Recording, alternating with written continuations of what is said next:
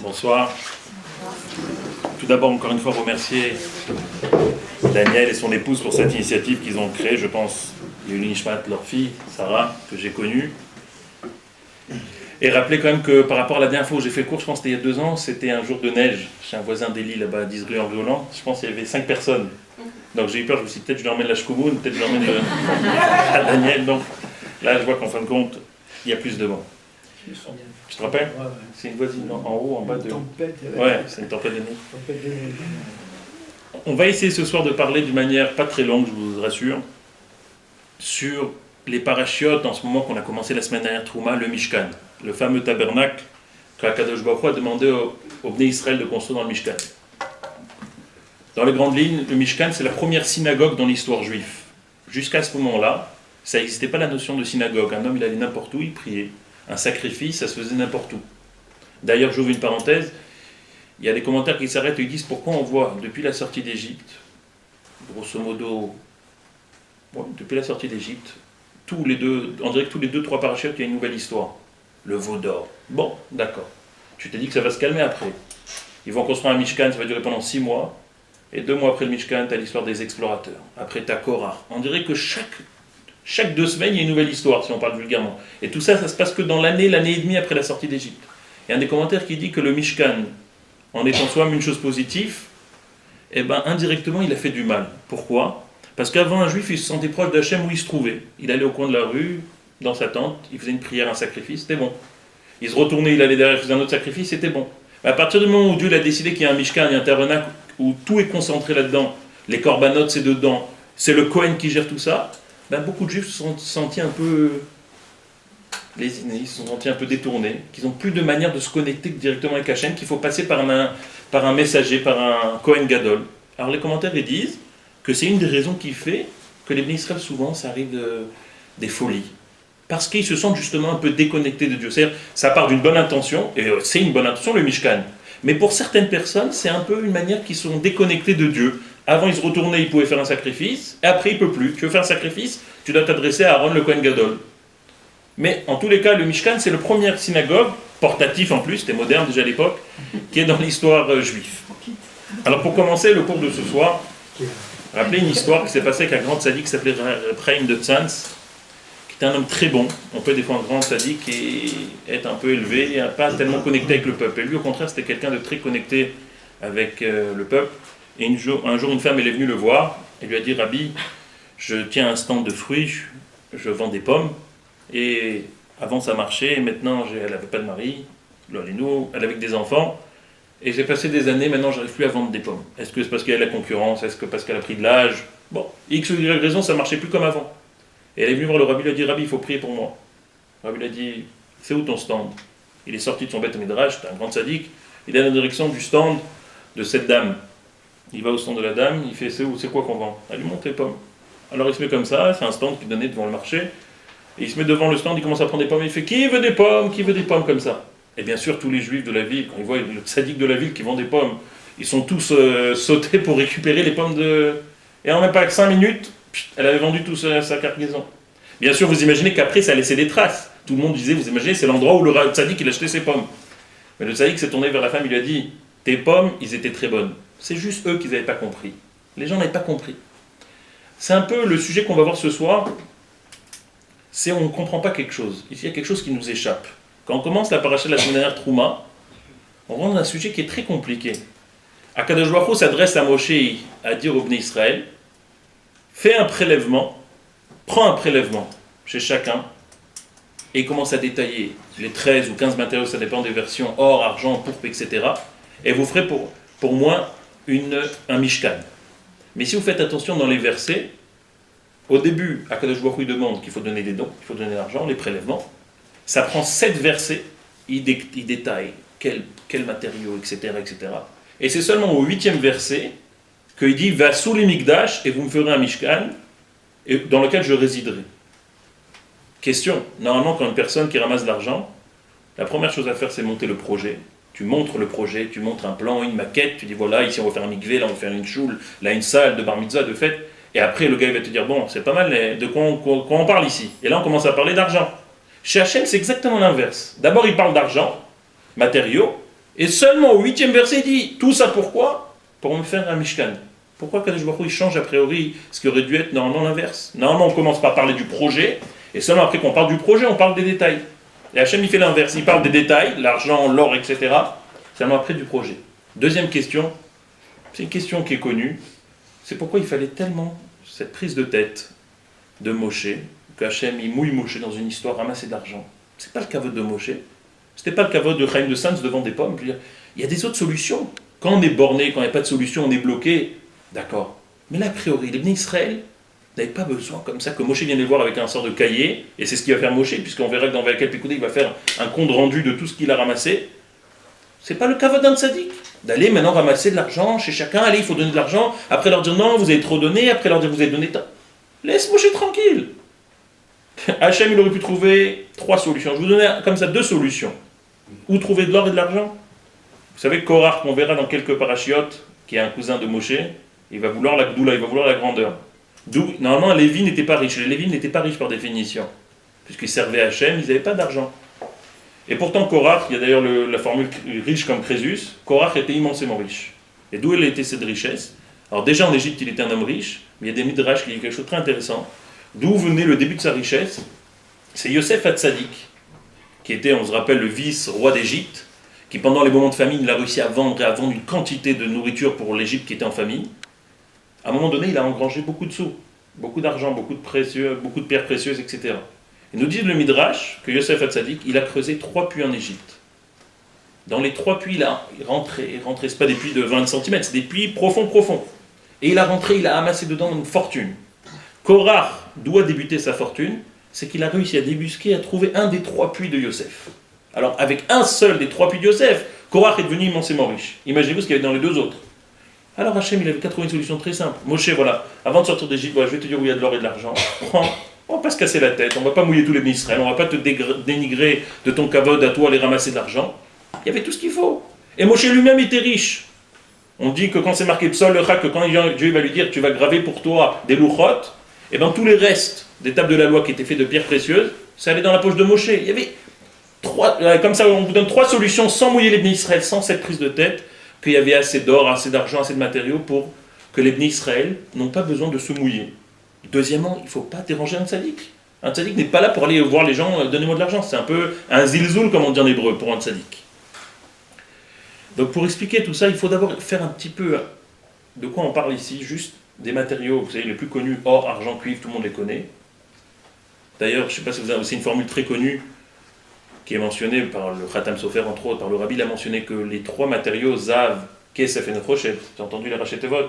Il y a des Rachetevot, des abréviations. Qu'est-ce que c'est Zav, Kesef et Nechoshet? Sur les 13 matériaux, les 3 plus connus, les 3 premiers, c'est l'or, l'argent et le cuivre, qu'on a utilisé beaucoup dans le Mishkan. Mais ils sont les 3 dans le même pasouk. Et le commentaire dit, c'est quoi le Rachetevot de Zav? Zé Anoten Bari. C'est celui qui donne même quand il est en bonne santé. Ça, c'est de l'or. Tu donnes de l'argent, même quand tout va bien. T'attends pas, il y a une petite crise, une petite maladie, un Mishiberach à droite, à gauche. Tu donnes, tout va bien, je donne comme la tzedaka. Après, tu as un deuxième niveau, Kesef, argent. C'est quoi argent? Que sheyesh sakanat pachad.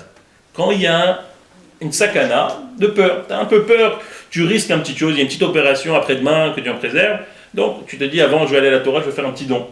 Donc là, déjà, la tzedaka n'est pas aussi pure que l'or, c'est de l'argent. Mais c'est quand même bien. Après, il y a le cuivre. Nechoshet, c'est bien un stade où on dit Netinat Cholé, c'est le don d'un Cholé, Shamartnu. Lui, il ne peut plus donner, il est déjà en phase terminale, que Dieu en préserve. Et lui, alors maintenant, il est déjà en phase terminale, il a dit allez, donnez pour moi, pour mon mérite. Alors, on voit, bien sûr, que le plus important, c'est le Zav, c'est celui qui donne même quand il est en bonne santé, et le moins, c'est le cuivre. Mais Dieu les a quand même mis les 3 dans le même verset, pour te dire que qui que ce soit, ou qui soit, pour moi, ça reste de l'argent que tu donnes pour Akadosh Baruch Hu. C'est vrai que dans la portée de l'argent que tu donnes, ça part d'une moins bonne kavana. Mais en fin de compte, tant que c'est pour Hachem, c'est dans le même verset. C'est-à-dire qu'Akadosh Baruch Hu considère que c'est toujours une tzedaka que tu fais pour lui. Après, on continue. Il y a Orot, il y a toutes sortes de teintures de peau qui avaient besoin pour le Mishkan. Et une des peaux qui est très bizarre, c'est Orot Tachash. Vous avez entendu parler du Tachash?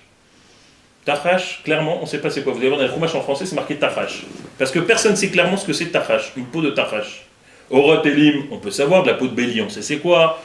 De la pourpre, d'écarlate, ça, tout ça, on sait c'est quoi. Or, Tachash, de la peau de Tachash, on ne sait pas c'est quoi. Alors Rashi sur place, il s'arrête et dit Tachash, c'est comme un gros dinosaure qui a été créé à ce moment-là à la sortie d'Égypte, et que Hachem il a créé exprès pour que les Israël puissent avoir cette belle peau. Elle avait une particularité, c'est qu'elle était multicolore. Et Dieu l'a créée momentanément que pour les Israël, ils peuvent l'avoir dans le désert pour embellir, faire un beau mishkan. Et elle est partie comme elle est venue. Elle est arrivée au moment de la sortie d'Égypte, les Israël ont réussi à en capturer quelques-unes et prendre cette peau-là. Et après, les Israël, elle n'est plus existée. Ça, c'est le pot de Tachash. Après, on arrive à quelque chose aussi très connu, c'est Hatzé Shittim. Alors en français, on traduit le bois de cèdre. Mais c'est pas si sûr que c'est du bois de cèdre, parce que nous, on se base toujours sur Rashi. Il y a des autres avis qui disent Shita, c'est un sorte de bois qui existait en Israël, qui est un petit bois.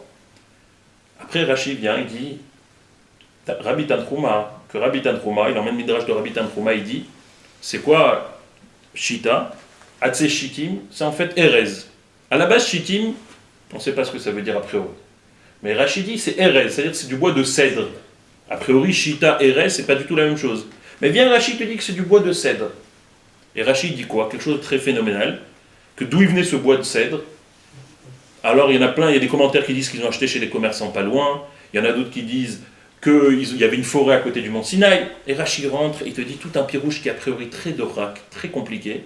Il te dit qu'en fait, Yaakov Avinu, vous connaissez le Midrash, il avait planté du bois de cèdre en Égypte, c'est-à-dire 200 et quelques années avant, et que tout le temps, c'était comme le côté la Maravi en Égypte. Quand les Juifs ils étaient en douleur en Égypte, ils se disaient, mais quand va venir la Géoula, tout le monde disait, va vers le côté, va voir ces graines de cèdre que Yaakov il a plantées, ces bois de cèdre. Tu sais pourquoi ils sont là? Parce qu'un jour, on va les emporter avec nous.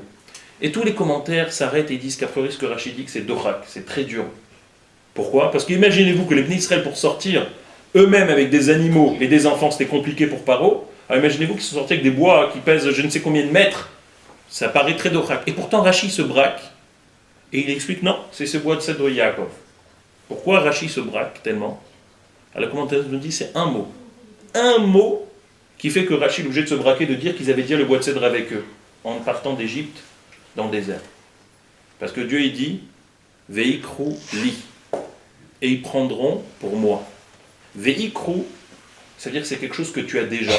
C'est pas quelque chose que tu vas avoir. Pour les autres commentateurs, s'il y avait une forêt à côté du mont Sinaï, ou s'il fallait acheter chez des commerçants, c'est pas quelque chose que tu possèdes déjà. Comme Dieu il te dit Veikru li, c'est ça qui a obligé Rachid à dire ce pirouche, cette explication de Yaakov Avinu.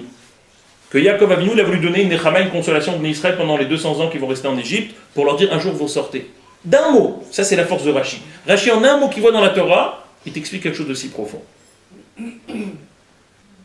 Quand on avance après dans la paracha, Trouma, Tetzavé, c'est le Mishkan. Kitissa, on parle encore du Mishkan. La moitié de Kitissa, c'est malheureusement le veau d'or. Et Vayakel et Pekoudé, c'est la répétition comment Moshe transmet l'ordre qu'il a reçu d'Hachem au Bnei Israël. Et le commentaire fuse aussi là-dessus. Il y a des commentaires, des lois dans la Gemara qu'on les déduit d'une lettre de la Torah. Un vav des fois. Kabed et avicha ve'et imecha, du vav qui a en plus, on apprend qu'il faut respecter aussi son grand frère. Des petits détails comme ça qui ne sont pas marqués clairement dans la Torah.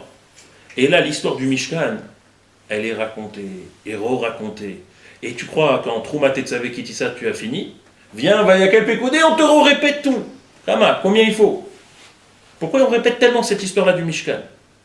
Et le commentaire il s'arrête, et c'est pas le sujet, mais juste pour rappeler cette idée-là, que ça rejoint l'histoire de Eliezer et Rivka, que quand une histoire elle est chère aux yeux d'Hachem, eh ben Hachem il affectionne, alors Hachem il répète. L'histoire quand Eliezer il allait chercher Rivka pour Yitzhak, elle était tellement chère que même c'est l'histoire d'un Éved avec des parents qui sont là-bas des sauvages, Lavan, Bethuel, etc. Mais comme l'histoire aux yeux d'Hachem elle est belle, même si c'est un serviteur qui va, Hachem le répète 2 fois et demi dans la Torah.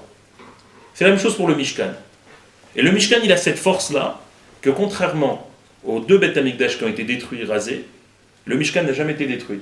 Alors qu'il était temporaire et provisoire, une partie ça a été récupérée pour mettre au Beth Amikdash à Yerushalayim, l'autre partie on dit qu'elle a été enterrée dans le désert, elle n'a jamais été détruite.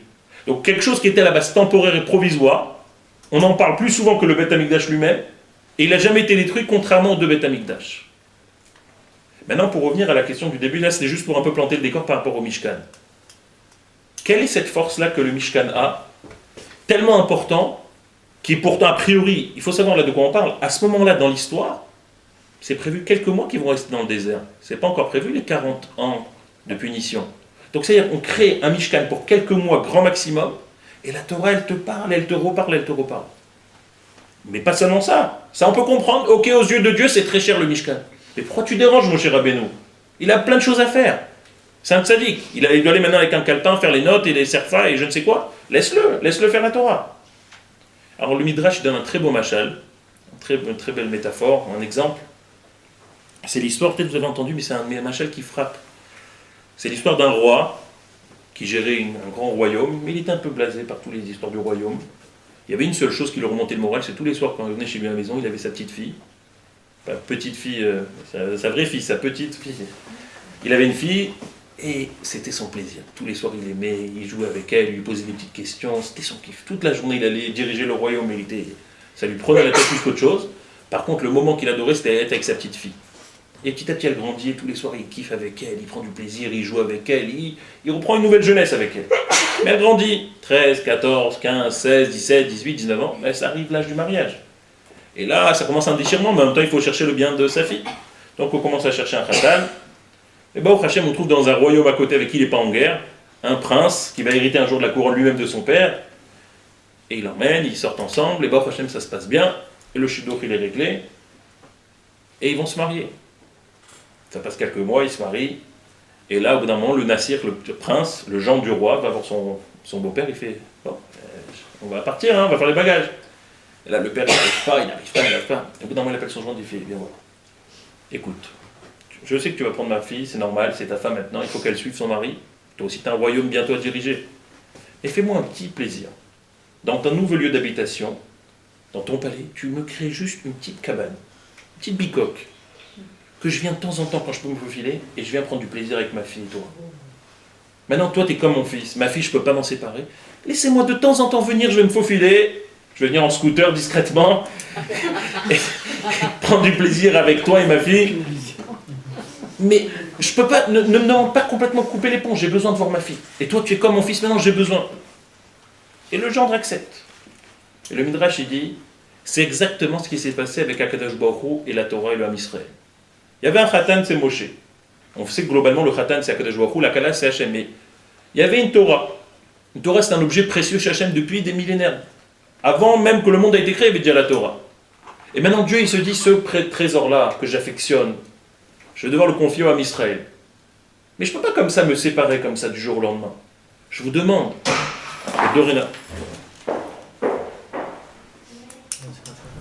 que dorénavant, vous les d'Israël, quand vous allez prendre ma Torah, ma fille chérie à moi, dit Dieu, laissez-moi un petit coin chez vous que je peux venir quand je veux, dit Dieu. Il ne faut pas complètement séparer.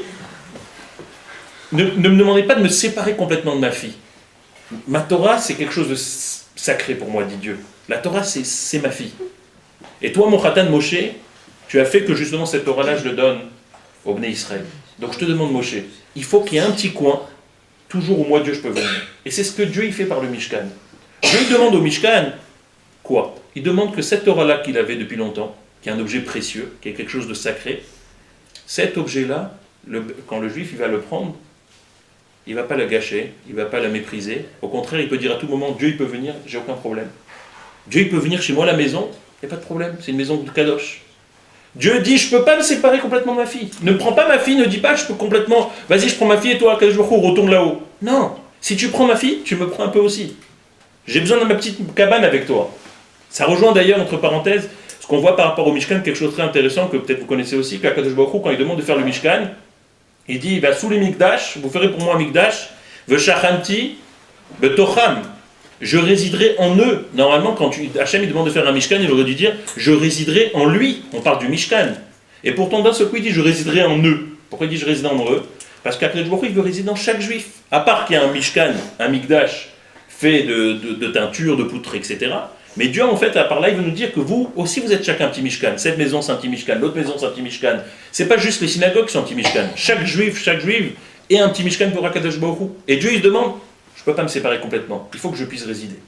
Et les commentaires, ils nous disent justement que c'est exactement ce qui s'est passé à ce moment-là avec le Mishkan. Dieu, il demande à ce moment-là, quand on fait le Mishkan, il demande à Moshe, tu sais, il y a quelque temps, il y a eu le don de la Torah. Qu'est-ce qui s'est passé 40 jours après le don de la Torah? 40 jours. C'est pas un piège, hein? Le veau d'or. Et réfléchissez, c'est quoi le veau d'or? Le veau d'or, c'est exactement ça va exactement contre les deux premiers des commandements. Les deux plus importants. Les deux qu'on a entendus de la bouche de Dieu. C'est pas qu'ils n'ont pas enfreint respecte aux parents, observe le Shabbat. Les deux premiers, Anochi, Hachem, je sais, Hachem, ton Dieu, tu n'auras pas d'autre Dieu que moi. Pile là-dessus, ils ont enfreint. Dieu, il n'est pas, je ne vais pas dire un mot vulgaire, il n'est pas bête. Dieu, il analyse les choses. Il y a eu un don de la Torah, je suis venu avec toute ma splendeur, j'ai ouvert la voie, j'ai ouvert une brèche pour montrer qu'Akadosh Baruch Hu, il peut venir dans le monde. Qu'est-ce qui s'est passé 40 jours après? Les Israël, ils ont déjà fauté. Alors j'aurais montré des dévoilements extraordinaires. Et pourtant, 40 jours après, bim, il faute sur moi. Qu'est-ce qu'il se dit Dieu cette fois-ci? Je ne veux pas me faire avoir. Je veux que cette fois-ci, il y ait une shoot-foot, il y a une association. Moi, je donne du moi, mais vous aussi, vous devez donner du vous. Parce que si moi, il n'y a qu'un sens, ça ne va pas marcher. On a vu au don de la Torah, ça n'a pas marché. Donc maintenant, quand on va faire le Mishkan, il faut que des deux côtés.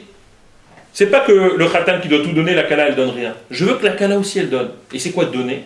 Par définition, donner, c'est donner de son argent. Donner, c'est donner de ses pierres précieuses.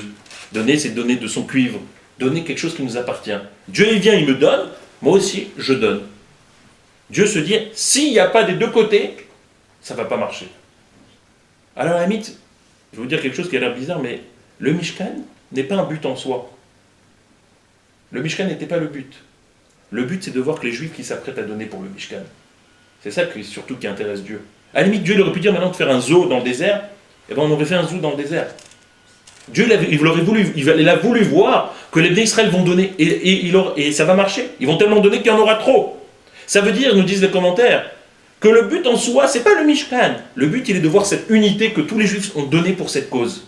L'or, l'argent, le kiff, tout ce qu'il fallait pour le Mishkan. Et ça répond à la question qu'on a posée au début. Normalement, dans un projet, tu commences toujours par parler du projet, seulement après tu parles d'argent. Et là, Dieu il parle d'argent, après il parle du projet. Ben, c'est parce que justement, le but, c'est pas le Mishkan. Le but, c'est l'argent.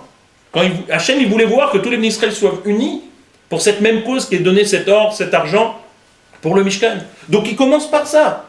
Et c'est pour ça qu'il répète 3 fois. Trouma, trouma, trouma. Je veux que vous donnez de vous. D'ailleurs, vous avez remarqué que le mot veikrouli, normalement, on aurait dû dire et ils donneront pour moi un prélèvement. Et le mot c'est marqué et ils prendront pour moi un prélèvement. Et il y a plein de commentaires qui s'arrêtent là-dessus, mais juste un des commentaires les plus connus qui disent que Yoter, plus de ce que le riche il donne aux pauvres, et bien le pauvre il donne aux riches. Donc en fait, quand tu donnes, tu donnes pas en fait, tu prends. Tu as l'impression de donner, mais en fait, tu prends. Et bien ça c'est basé sur la paracha. Veikru li trouma. Quand tu prends un prélèvement, tu as l'impression de donner, tu te trompes. Tu es en train de prendre, tu reçois. Un fait très intéressant que le mot donner en hébreu c'est dit Nathan. Et Nathan ça se lit à l'envers et à l'endroit. Nathan.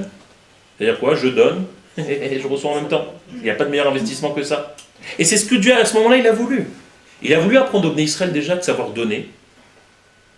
Et aussi apprendre, on verra à la fin, une très belle, comme il a parlé tout à l'heure d'une histoire du rabbi, une lettre, c'est même pas un est, c'est une lettre du rabbi très intéressante par rapport à un mariage, comment ça va se passer, le côté Khatan et Kala.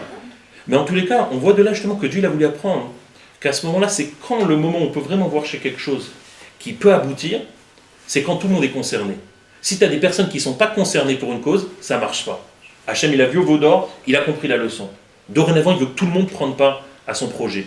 Donc il pose les détails, or, argent, cuivre. Et c'est la même raison qu'on a demandé tout à l'heure. Pourquoi il n'a pas dit à Moshe où trouver de l'argent? Mais Hachem, il peut faire ce qu'il veut. Il peut créer de l'argent d'où il veut, quand il veut. Mais parce que Hachem, il voulait justement que les Israël donnent. Ils participent à cette cause. Il y a une histoire avec un tzaddik. Il y a une coutume chez les chassidim qui donnent à leur rabbi ce qu'on appelle Dmei Mahamad. Tu te rappelles à l'époque, c'était chaque chassid pouvait donner chaque mois de l'argent pour les besoins du rabbi. Pas que le rabbi demande de l'argent, mais chaque chassid se sentait, je vais te donner un peu pour les activités du rabbi, pour les institutions du rabbi. On appelle ça Dmei Mahamad. Et un jour, il y avait un rabbi qui avait comme ça, on lui donnait comme ça de l'argent pour subvenir à tous les, pas besoins personnels seulement, s'il avait besoin de ces institutions. Et comment il allait ramasser l'argent? Il n'allait pas lui-même taper aux portes. Il y avait un chaliard qui allait pour lui, il allait ramasser chez les chassidim l'argent. Il avait comme ça un cahier où il y avait tout le nom de chaque chassid et il ramassait l'argent. Et de temps en temps, le rabbi prenait le cahier pour voir qui a donné, qui a... Et un jour, il voit le cahier et il voit un nom qu'il est habitué à voir, qui n'est plus mentionné dedans. Alors il appelle le chaliard, le messager, et il dit, dis-moi, il n'a pas donné de l'argent derrière moi, lui? Il fait, écoutez, rabbi, dernièrement, j'ai fait le calcul entre les frais de prendre le taxi, d'aller jusqu'à chez lui et revenir, ça ne coûte même pas la moitié de ce qu'il me donne. Alors, il donne de bon cœur, mais bon, on va pas perdre l'argent pour aller chercher l'argent, quoi. C'est un peu... Alors le rabbi lui a dit, t'as tout perdu, t'as rien compris. Tu crois que moi j'avais besoin de son argent? J'avais besoin de la connexion qu'il y avait entre nous. J'avais besoin de ce kécher-là, ce lien. Quand lui me donnait de l'argent, il se sentait connecté avec moi. Même si son argent ne couvrait pas les frais qui me coûtaient, ça nous est égal. Le but, c'est que ce chassid-là, il se sentait connecté avec moi. Et là, en faisant ça depuis quelque temps, tu l'as coupé de ce kécher-là. Et c'est exactement ce qu'il y avait chez Akadosh Baruch Hu. Akadosh Baruch Hu a voulu justement que les Israël se sentent connectés avec lui. Et comment on est connecté? Eh bien, c'est comme ça la vie, c'est en donnant de l'argent. D'ailleurs, c'est très intéressant que le mot en hébreu pour dire argent, c'est kesef, mais dans le langage de la Gemara ou dans d'autres mots, on dit damim. Damim, c'est de l'argent. Mais en hébreu, damim aussi, c'est du sang. Tu dis des commentaires, tu veux donner des fois des choses? Il faut donner damim, il faut donner ton sang. La tzedaka, c'est pas facile à donner. La tzedaka, c'est ton sang. Tu as sué, tu as travaillé, tu t'es dit, attends, j'ai travaillé tellement dur que je vais donner ma journée maintenant à la tzedaka. C'est damim, c'est son sang. On raconte une blague un jour, que le billet de 500 euros, il est monté chez Hachem. Il est monté chez Hachem, il s'est dit là-haut, je vais recevoir un kavod, on va me donner kavod malachim, trompette et tout. Il n'y a rien qui se passe. Bon, et en plus, on lui donne comme ça une chaise sur le côté vraiment éloignée, quoi, pas dans les VIP du tout. Et d'un seul coup, il entend des trompettes et les trompettes et les trompettes. Qui arrive? La pièce de 20 centimes. Pas possible. Ils disent quoi? Moi là et lui là. Alors il y a le malach qui lui explique, écoute, toi on t'a pas beaucoup vu à la synagogue. Lui on l'a vu très très souvent à la synagogue. Cette pièce-là, elle donnait. Ça veut dire qu'en fin de compte, quand une personne y donne, à part ça du fait qu'on l'a dit qu'il reçoit, Dieu il veut un petit peu que c'est damim, c'est un peu de ton sang. Tu suis un peu pour quelque chose, tu donnes. Et c'est seulement comme ça que tu peux avoir cette connexion avec Akadosh Baruch Hu.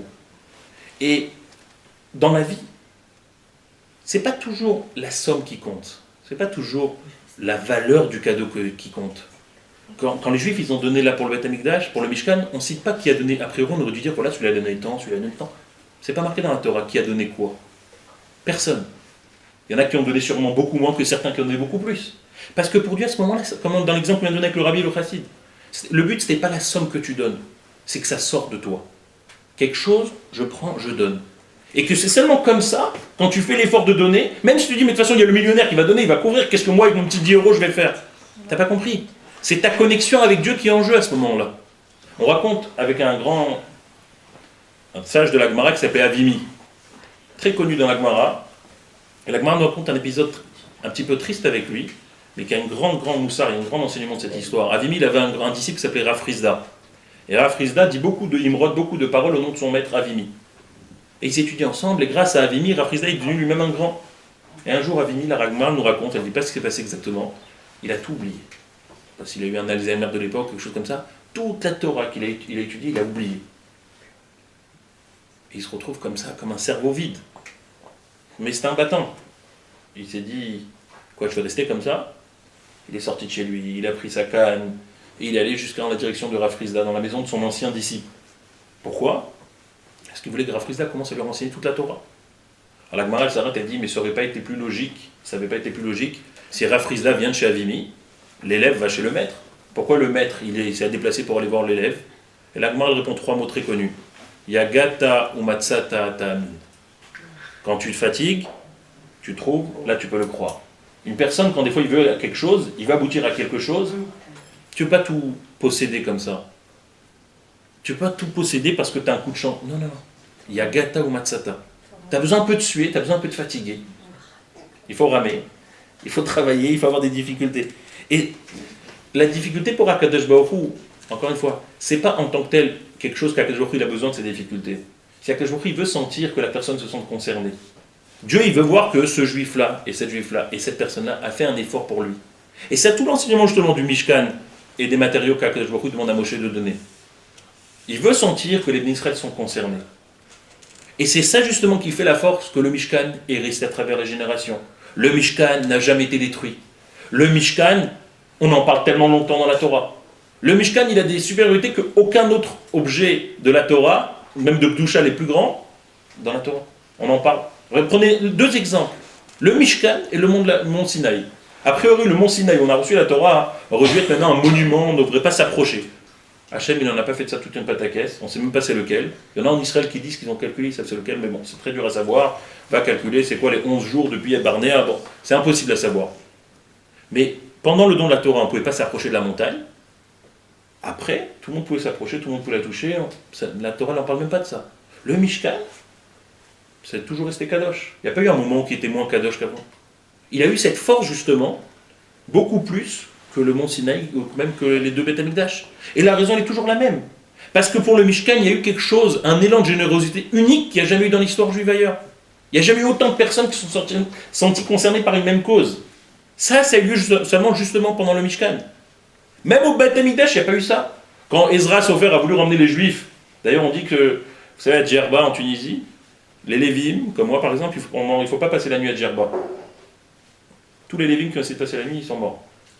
Et la grand-mère de ma femme, qui Dieu lui donne longue vie, qui est entre Tunisie et Nice, elle dirige là-bas le centre Abad, et ben un jour on a dit, on va aller la rendre visite, et ben attention si tu vas à Djerba, j'ai pas envie de perdre le fils de ma petite fille. Bon, c'était pas moi-même qui l'intéressait, c'est surtout le mari de sa petite fille, mais bon. Parce qu'on est Lévi. Et pourquoi on dit qu'il y a cette xéra-là? On dit qu'à l'époque du deuxième Beth Amikdash, quand Ezra il a voulu rassembler plein de juifs pour aller reconstruire le deuxième Beth Amikdash, beaucoup de gens de Djerba n'ont pas voulu aller, c'était surtout des Lévim. Et Ezra, pas envie de dire, mais on dit qu'il aurait fait un kpeda comme ça. Il y a des choses. Alors on voit que pour les Beth Amikdash, il n'y a pas eu une telle unité, une telle harmonie. Pour le Mishkan, il y a une harmonie des plus grands, des plus intelligents, des plus haut placés, des femmes. Le kior a été fait par le kiff des miroirs des femmes. Tout le monde s'est senti concerné par le Mishkan. Et ça, c'est justement toute la paracha de Trouma, tous ces dons-là que Akadosh Baruch Hu a demandé qu'on fait, toute la paracha de cette semaine de Tetzavé, toute la paracha de Kitissa, et toute la paracha encore, les deux parachas de Vayakel Pekoudé, que cette année ils vont être séparés. L'enseignement déjà qu'on peut tirer de cette histoire du Mishkan, c'est que justement pour toute chose qu'on veut qu'ils réalisent, il y a besoin de l'effort. Quelque chose qui devient trop facile, ça ne marche pas. Vous allez voir à la fin avec la lettre du Rabbi que j'ai lue, qui date de 1956, ben déjà dans l'idée c'est déjà comme ça. Maintenant, il reste encore un peu de temps? Ouais. Hein? C'est bon?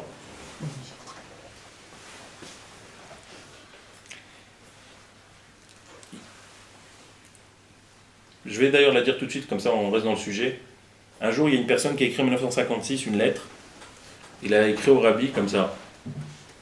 On comprend de la réponse du Rabbi ce qu'il a écrit en fait. On n'a pas la lettre, puisque son nom n'est pas mentionné. C'est dans les grottes Kodesh, Chelek Tet, page 106 ou 108.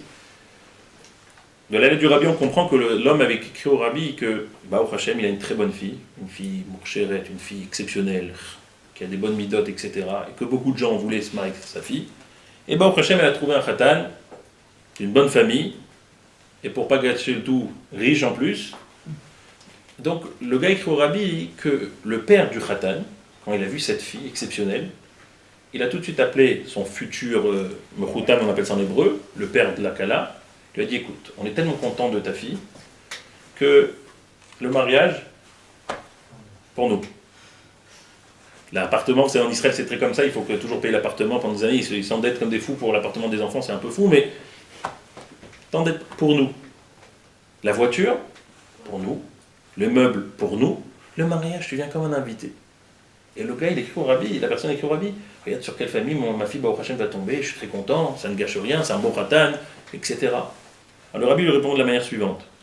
C'est ça que tu écris déjà pour le shidur de ta fille, Mazatov, etc. Ça que tu écris par rapport au futur père du marié qui est prêt à tout donner, en soi-même, kol hakavod, ça montre que chez l'âme Israël, les gens qui ont bon cœur, etc. Mais le Rabbi lui dit, tu le sais malgré tout, que pour les enfants, il faut savoir investir. Et qu'un enfant sans difficulté, ça ne marche pas. Si tu sues pas un peu, si tu te fatigues pas un peu, Begou, il faut lui dire là-bas en hébreu, par ton corps, par ton âme et par ton argent pour ton enfant, ça ne marche pas. Qu'est-ce que le Rabbi veut dire par là à ce moment-là? C'est très bien que l'autre, ils ont beaucoup d'argent, ils vont tout payer. Mais si toi, tu ne participes pas, il y a quelque chose qui manque. Un enfant, ça doit faire mal. Un enfant, ça doit pleurer la nuit, c'est comme ça. Une mère ou un père doit se lever la nuit, donner le biberon. Un enfant, ça demande qu'on se fatigue pour lui. Et le fait justement que toi, tu vas rien faire pour ce mal, même si l'autre il a des grands moyens, c'est pas par rapport à l'autre, c'est par rapport à toi. Ta fille, comme ça, elle va rien te coûter à son mariage? Ça peut pas marcher. C'est tellement contraire à la mentalité israélienne typique de dire ça. C'est un Israélien, il peut profiter du système. Il est un Tov Manaïm, alors là, qu'il le propose de tout payer. Mais justement, c'est une grande notion dans la vie. Alors, c'est pas que Rabbi Shalom, par cette lettre-là, il ne faut pas prendre l'extrême. Le Rabbi ne dit pas qu'il faut suer, mourir pour un enfant, que Dieu en préserve. Je vois qu'il te demande justement, et ça on voit dans la paracha, que si tu veux que l'enfant y réussisse, Ça demande un investissement, ça demande une fatigue, ça demande des contraintes. Et c'est ça tout l'enseignement du Mishkan. Et c'est pour ça on peut dire entre guillemets, on galère Moshe. Moshe à la base c'est quelqu'un qui bégaye. Moshe c'est quelqu'un qui dit depuis le début, je ne veux pas diriger ce peuple, laisse-moi. Et là Hachem lui dit, tu sais quoi, pas seulement l'Égypte, tu as dû parler avec Paro, je ne sais pas comment tu as pu parler avec Paro, mais tu as parlé. Tu les as fait sortir, etc. Maintenant tu vas prendre ton petit cahier et tu vas ramasser de l'argent. C'est tellement contraire à la mentalité de Moshe. Lui c'était un homme, un berger, tranquille, il pouvait étudier la Torah jour et nuit. Et là Hachem lui demande de quoi? Suer, ramasser de l'argent, se fatiguer, etc. Et bien Dieu il apprend une grande leçon à Moshe, à nous tous en fin de compte à ce moment-là. Tu veux que quelque chose marche? Eh bien il faut un petit peu suer, il faut un peu se fatiguer. Et comment on se fatigue le plus? Qu'est-ce qui fait mal le plus?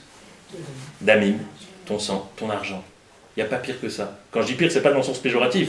Mais tu veux vraiment sentir que tu as fait un effort pour quelque chose, c'est quand tu vas donner ton argent. J'aimerais, il y a encore un peu de temps, parce que j'ai vu une histoire, j'ai toujours très peur de déparer la mi-temps.